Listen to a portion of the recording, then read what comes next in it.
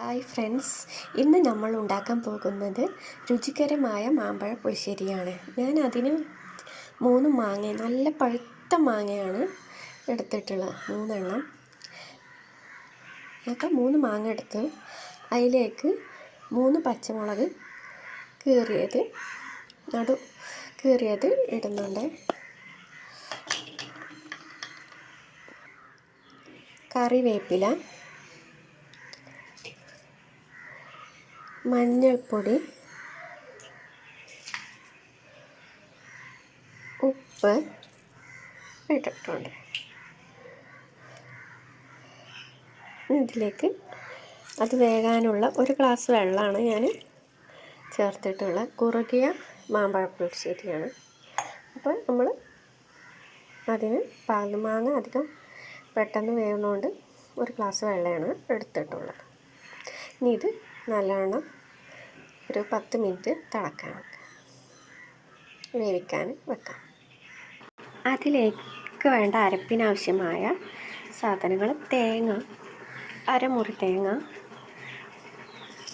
കുറച്ച് ചെറിയ ജീരകം,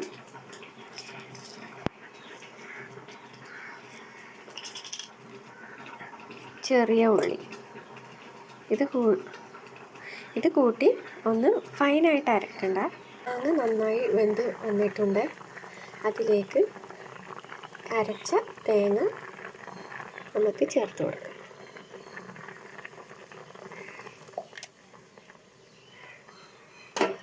നന്നായി ഇളക്കിയിട്ട് ഒന്നുകൂടി തിളക്കണം.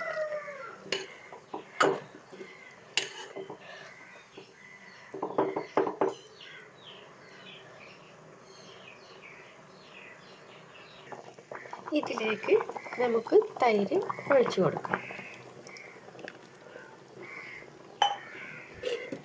തൈര് ഒഴിച്ചിട്ട് ഉപ്പ് നോക്കണം.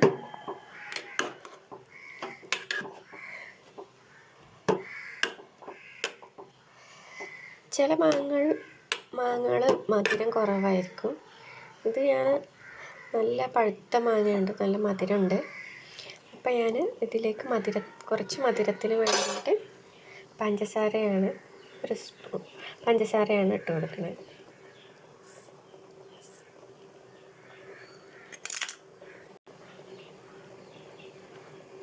തൈര് ഒഴിച്ചാൽ വല്ലാതെ തിളയ്ക്കാൻ വിടണ്ട, ഒന്ന് തിളച്ചിട്ട് ഓഫ് ചെയ്യണം.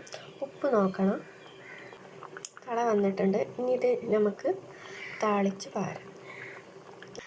പിന്നെ താളിക്കാൻ വേണ്ട സാധനങ്ങൾ: എണ്ണ ചൂടായിട്ടുണ്ട്, അതിലേക്ക് കടുകിട്ട് കൊടുക്കാം.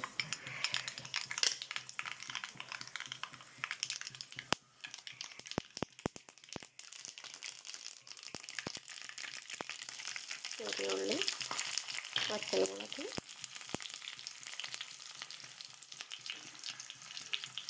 കറിവേപ്പില.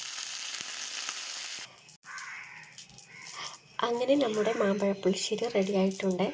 എല്ലാവരും ട്രൈ ചെയ്ത് നോക്കണം, കമൻറ്റ് ചെയ്യണം, സബ്സ്ക്രൈബ് ചെയ്യണം.